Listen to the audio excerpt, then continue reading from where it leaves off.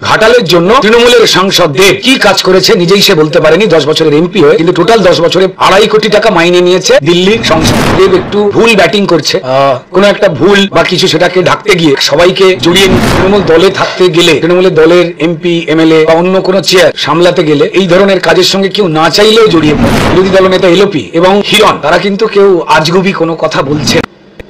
দেখুন, সেটা হচ্ছে যে এনামুল হক বোধহয় ভদ্রলোকের নাম, যিনি এই মুহূর্তে জেলে রয়েছেন এবং গরু পাচারের সঙ্গে সরাসরি তার যোগাযোগ রয়েছে, সেই জন্যেই তিনি জেলে রয়েছেন। এবং শুভেন্দু অধিকারী পোস্ট করেছেন যে তার কোম্পানি আরণ্যক কি ট্রেডার্স নাকি, সেই কোম্পানি থেকে দেবের কোম্পানিতে 50 লাখ টাকা ঢুকেছে যা দেখলাম। আবার দেব 1 বছর পর সেই টাকা ফেরত দিয়েছে। তো ফ্যাক্টরটা হচ্ছে, তার আগে দেবকে যতবারই জিজ্ঞাসা করা হয়েছে, মিডিয়া জিজ্ঞাসা করেছে অন্য কেউ জিজ্ঞাসা করেছে, দেব কিন্তু এই কথা একবারও বলেননি।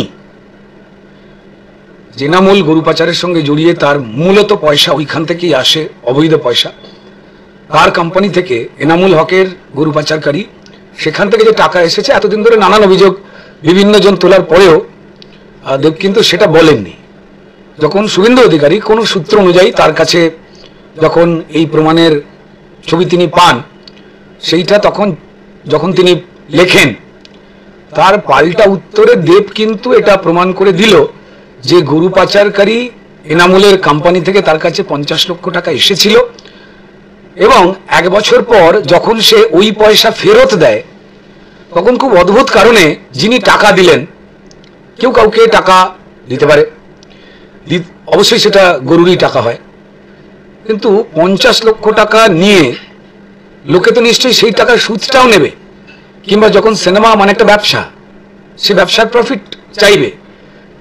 কিন্তু দেখা যাচ্ছে যে 50 লক্ষ টাকা নিয়ে আবার 1 বছর পর যখন 50 লক্ষ টাকা দেব ভাই ফেরত দিল, তখন 50 লক্ষ টাকার 1 পয়সা বেশি ফেরত দিল না। মানে সেই লোকটা তার নিজের ব্যাংক ইন্টারেস্টও ছেড়ে দিল, প্রফিট তো দূরের কথা। এটা কখন হয়? যখন সম্পর্ক খুব ভালো হয়, 1 টাকা 2 টাকা নয়, যখন 50 লক্ষ টাকা আপনাকে কেউ দিচ্ছে, সে 1টা পয়সাও ব্যাংক ইন্টারেস্ট নিচ্ছে না, প্রফিট নেওয়া দূরের কথা। এটা প্রমাণ করে যে সম্পর্ক খুব একটা খারাপ ছিল না। তো তারপর বিভিন্ন রকম ঘটনা ঘটেছে এবং সেক্ষেত্রে পিন্টু মণ্ডল বলে একজনের নাম উঠে এসেছে। আমি দেখলাম যে দেব পোস্ট করেছে যে পিন্টু মণ্ডল সে যদি গরু পাচারকারীর দালাল হয়ে থাকে, তাহলে যার মাধ্যমে এই টাকা পয়সা লেনদেন, মানে ব্যাংকের টাকা, আমি এখনো ক্যাশ টাকার কথা বলছি না, কারণ ক্যাশ টাকার যেহেতু কোনো প্রমাণ থাকে না। তো পিন্টু মণ্ডলের থেকে দেব নাকি টাকা নিয়েছেন এবং দেবকে দেখলাম কালকে নিজেই একটা প্রেসকে মিট করে একটা কথা বলেছে, যেটা খুব অবাক করা লাগলো যে ইন্ডাস্ট্রি 90% মানুষ তাহলে এই পিন্টু মণ্ডলের থেকে টাকা নিয়েছে। এটা একটু গুলিয়ে দেওয়ার চেষ্টা নয়? তার কারণ পিন্টু মণ্ডলের 2টো পরিচয়। প্রথম পরিচয় হচ্ছে পিন্টু মণ্ডল ফাংশন বা স্টেজ শো বা গ্রামের দিকে যেটাকে মাচা বলা হয়, এই ধরনের প্রোগ্রামের অর্গানাইজার বা অ্যারেঞ্জার। কি হয়, গ্রামের কিছু মানুষ, কোনো প্রতিষ্ঠান, কোনো ক্লাব, কোনো অর্গানাইজেশন, তারা চাঁদা তুলে কোনো একজন ব্রোকার বা অর্গানাইজারকে ঠিক করে যে তুমি টলিউডের বা বলিউডের কিছু আর্টিস্ট এনে দাও, এই নাও টাকা, তার মধ্যে তুমি তোমার 10% পারিশ্রমিক রেখে দিও। তখন সেই অ্যারেঞ্জাররা বিভিন্ন শিল্পীদের সঙ্গে যাদের যোগাযোগ আছে এই ফাংশন করাবার জন্যই, তাদেরকে বলে, দাদা আমি আপনাকে 100 টাকা দিচ্ছি, 90 টাকা আমার, আমি রেখে দিলাম, এই নিন আপনার হাতে 90 টাকা। অর্থাৎ এই টাকা পিন্টু মণ্ডলের নয়, এই টাকা পাবলিকের বা ওই ক্লাবগুলো বা ওই গ্রামবাসীরা যারা শিল্পীদের নিয়ে ফাংশন করছে তাদের টাকা, তাই পিন্টু মণ্ডলের টাকা নয়, যেটা দেব গুলিয়ে দেওয়ার চেষ্টা করছে। কিন্তু এক্ষেত্রে দেখতে পাওয়া গেছে যে দেবের প্রথম ছবি বোধহয় চ্যাম্প, তার পোস্টারে কিন্তু বড় বড় করে রয়েছে সহ প্রযোজক, কো প্রডিউসার পিন্টু মণ্ডলের নাম এবং পিন্টু মণ্ডলের কোম্পানির লোগো, গীত সঙ্গীত GS, দেবের চ্যাম্প ছবির সব পোস্টারেই ছিল। আমার মনে হয় যে দেব একটু ভুল ব্যাটিং করছে, কোনো একটা ভুল বা কিছু সেটাকে ঢাকতে গিয়ে সবাইকে জড়িয়ে নিচ্ছেন, সব শিল্পীরাই পিন্টু মণ্ডলের থেকে টাকা নিয়েছে। হ্যাঁ, তারা ফাংশনের টাকা নিয়েছে, যেটা পাবলিকের টাকা, পাবলিক কষ্ট করে চাঁদা তুলে শিল্পীদের দেখতে চায়, কিন্তু পাবলিক দেবের সিনেমায় পয়সা দেয়নি, সেটা পিন্টু মণ্ডলই দিয়েছে এবং পিন্টু মণ্ডলের নাম রয়েছে পোস্টারে, এবং পিন্টু মণ্ডলের দেব ভেঞ্চার্সের সঙ্গে লোগোতে তার পোস্টার রয়েছে, পোস্টারে সেই লোগো রয়েছে। তাই আমার যেটা মনে হয় যে এটা নিয়ে দেবের কথা বলা উচিত ছিল না, ও একটু চুপ করে থাকলেই বোধহয় সবার জন্য মঙ্গল হতো। হ্যাঁ, সহজ সরল মানুষ, আমাদের সাধারণ মানুষ অনেক কিছু বোঝেন না, তাই তিনি কোনো একটা, এটা বেসিক্যালি দেখুন, আমি দেবের থেকে বলবো এগুলো তৃণমূলের প্ল্যান। তৃণমূল দলে থাকতে গেলে, তৃণমূলের দলের এমপি এমএলএ বা অন্য কোনো চেয়ার সামলাতে গেলে এই ধরনের কাজের সঙ্গে কেউ না চাইলেও জড়িয়ে পড়ে এবং কেউ চেয়েও জড়িয়ে পড়ে। তাই ভাই দেব কি করেছে, এর মধ্যে কোনটা জেনে জড়িয়েছে না না জেনে জড়িয়েছে, ভুল করে হয়ে গেছে নাকি জেনে শুনেই এটা করেছে, সেটা তো বিচারের ব্যাপার। তবে সম্মানীয় বিরোধী দলনেতা এলওপি এবং হিরণ, তারা কিন্তু কেউ আজগুবি কোনো কথা বলছে না, এবং সেটা কালকে যেভাবে দেব প্রেস মিট করে সাফাই দিতে গিয়ে যে যে উল্টো যুক্তিগুলো নিয়ে এলো, সব শিল্পীরা, টলিউডের 80% শিল্পী পিন্টু মণ্ডলের থেকে টাকা নিয়েছে, তাহলে আমি যদি গরু চুরির টাকা নিই, আমি যদি গরু চোর হই, তাহলে সবাই গরু চোর। সবাই নয়, পিন্টু মণ্ডলের থেকে দেবের কাছে টাকা গেছে, যেটা পিন্টু মণ্ডলের নিজের টাকা। আর যারা ফাংশনের মাধ্যমে বম্বে বা টলিউডের শিল্পীদের কাছে যে টাকা যায়, সেখানে পিন্টু মণ্ডল দালাল বা ব্রোকার বা ফাংশন অর্গানাইজার হিসেবে কাজ করে, সেটা পাবলিকের টাকা বা কোনো প্রতিষ্ঠানের টাকা, যারা ফাংশনের জন্য এই অর্গানাইজারদের দেয় যে আপনারা এই শিল্পী আমাদের গ্রামে বা আমাদের এলাকায় পছন্দ এনে দিন, ওটা পিন্টু মণ্ডলের একটা টাকাও নয়।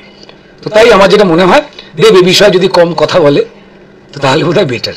এই দেব তো এতদিন কিছু বলেননি, হঠাৎ করে প্রেস মিট ডাকলেন, তাহলে উনি কি কোনোভাবে ভয় পাচ্ছেন এই পোস্টার পর?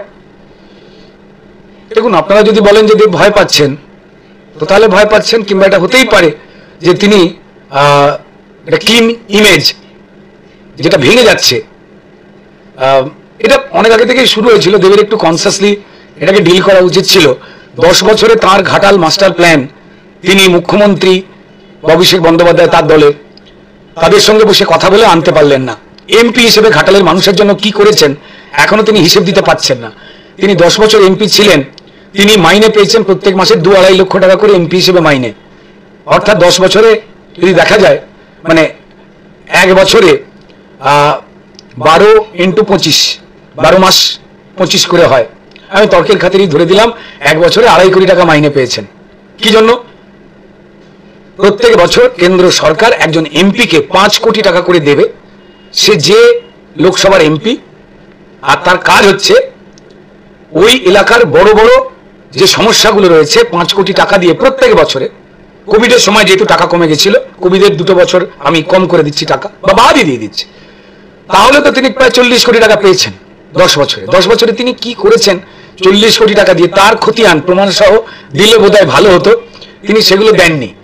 1 আর 2 হচ্ছে ঘাটাল মাস্টার প্ল্যান, যেখানে পশ্চিমবঙ্গ সরকার মমতা বন্দ্যোপাধ্যায় বারবার বিভিন্ন প্রশাসনিক সভা থেকে শুরু করে বিভিন্ন জায়গায় বলেন যে টাকা নেই টাকা নেই টাকা নেই, খেলা মেলায় টাকা দিতে গিয়ে চলে গেছে। তাহলে ঘাটাল মাস্টার প্ল্যানের জন্য 400 কোটি টাকার উপরে বোধহয় খরচ, যে নিজের কর্মচারীদের মাইনে দিতে পারে না রাজ্য সরকারের, ডিএ বাড়াতে পারে না। দেবকে এতটাই দেব শিশু যে সে জানে 10 বছর ধরে তারা টাকা দিতে পারলো না রাজ্য সরকার, হঠাৎ করে ইলেকশনের সময় ঘাটাল মাস্টার প্ল্যানের জন্য রাজ্য সরকারকে যে টাকা চলে এলো, দেউলিয়া রাজ্য সরকার যে নিজেই বলে আমাকে যে টাকা নেই, নিজের কর্মচারীদের ডিএ দিতে পারে না, কোর্টে ছুটে যায় ডিএ আটকাবার জন্য টাকা নেই বলে। অধিকাংশ জায়গায় রিক্রুটমেন্ট নেই, শুধু শিক্ষক নয়, বিভিন্ন জায়গায় চেয়ার ফাঁকা, কারণ টাকা নেই, মাইনে দিতে পারবে না। দেব এতটাই সরল, সে বিশ্বাস করে ফেললো। আর এই 10 বছরে যখন তিনি ঘাটাল মাস্টার প্ল্যান, তার মনে পড়লো না যে রাজ্য সরকার করে দিতে পারে, যে রাজ্য সরকারের যে টাকা নেই, হঠাৎ করে বললেন যে আমি ইন্টারভিউ দিয়ে দেব বলেছিলেন ভাই যে আমি ছেড়ে দেবো রাজনীতি, কোনো যোগ্য লোক, যে ব্যস্ত লোক, যে সময় দিতে পারবে তারই ঘাটাল সামলানো উচিত। অর্থাৎ উনি সময় দিতে পারছেন না বা কাজ করতে পারেননি, সেই জন্য ইন্টারভিউ দিয়ে বলেছিলেন প্রথমে। তারপর হঠাৎ করে মমতা বন্দ্যোপাধ্যায় এবং অভিষেক বন্দ্যোপাধ্যায়ের সঙ্গে যেই দেখা করলেন, যখন বললেন ছেড়ে দেবো, তখন ঘাটাল মাস্টার প্ল্যানের কথা মনে পড়লো না। যখন উনি দেখা করলেন তখন ঘাটাল মাস্টার প্ল্যান বলে ফিরে এলেন। ঘাটাল মাস্টার প্ল্যান করতে গেলে অনেক টাকা লাগে, তারপর জমি অধিগ্রহণ করতে হয়, অর্থাৎ মানুষের ঘর বাড়ি খালি করে, জমি জিরেত খালি করে সরকারকে জমি নিতে হয়, যেটা অনেক দিনের কাজ, অনেক আন্দোলন, অনেক ঝামেলা হয়, এটা নিয়ে এত সোজা নয়। তো তাই আমার যেটা মনে হয় যে দেব ভালো ভালো কথা বলে, শুনতে ভালো লাগে, কিন্তু আমার একটাই প্রশ্ন যে যে দল মানুষের সঙ্গে চুরি করেছে, যে সরকার মানুষের আবাসের টাকা কেন্দ্র থেকে আসা কোটি কোটি টাকার বিজেপি সরকার যেগুলো পাঠায় গরিব মানুষ হিন্দু মুসলিম সবার জন্য, ঘরের টাকা, বাথরুমের টাকা, ফ্রিতে গরিবের রেশন, বাচ্চাদের মিড ডে মিলের খাবার, সেগুলো অব্দি চুরি করে, যারা সন্দেশখালী থেকে বিভিন্ন জায়গায় সন্ত্রাস করে, দেব কখনো সেটাকে নিয়ে তো প্রতিবাদ করেনি। তাহলে যে দল মানুষ মারছে, মানুষের লুট করছে, দেব মুখে মানবতার কথা বলছে, অথচ যে দলের প্রার্থী হচ্ছে যে মানবতাকে হত্যা করে, গণতন্ত্রকে হত্যা করে, আইন কানুনকে মানে না। এখানেই তো দেবের চরিত্রের দুটো দিক স্পষ্ট হয়ে যাচ্ছে। আমার মনে হয় দেবকে কনসাসলি, মানে যে বুদ্ধি করে কথা বলছে, আর একটু বুদ্ধি করে না কথা বললে মানুষ কিন্তু ওর সম্পর্কে যেটা ও ক্রিয়েট করতে চাইছে সেই সম্পর্কে কিন্তু অনেক কিছু ধরে ফেলছে। আমার মনে হয় ভাই দেবকে বলবো কথা না বলা বেটার, বা নতুন কোনো যুক্তি খাড়া করা উচিত। হিরণ, শুভেন্দু অধিকারী বা নিজের ইমেজ ক্রিয়েট করবার ক্ষেত্রে যে জিনিসটা বলছে সেটা বোধহয় ওর জন্য ভালো হচ্ছে না, এটাই বলতে পারি। বাকিটা মানুষ বুঝতে পারছেন। দেব এর আগে বলেছিলেন যে যদি প্রমাণ হয় তিনি গরু চুরির সাথে কোনোভাবে যুক্ত, তাহলে তিনি সিনেমা জগৎ ছেড়ে দেবেন। এই বিষয়টা নিয়ে আপনি কি বলবেন? দেখুন, এনামুল বাবুর কোম্পানি থেকে দেবের কোম্পানিতে যে টাকা এসেছিল সেটা তো দেব নিজেই স্বীকার করলো। এবার আমি বলছি না, ওই আরণ্যক কি বলে যে কোম্পানিটা, সেটা থেকে তো দেবের কোম্পানিতে 50 লাখ টাকা এসেছিল, ওটা তো এনামুল হকেরই কোম্পানি, সেটা তো তিনি নিজেই স্বীকার করলেন। এবার উনি সিনেমা ছাড়ার কথা এখন বলছেন না, আমি নিজে ছাড়তেও বলছি না, মুখে অনেক কথা বলে দেয়, অনেকে বলে, দেবও বলেছে। এই দেবের কথার উপর মানুষের এখন সন্দেহ তৈরি হয়ে গেছে।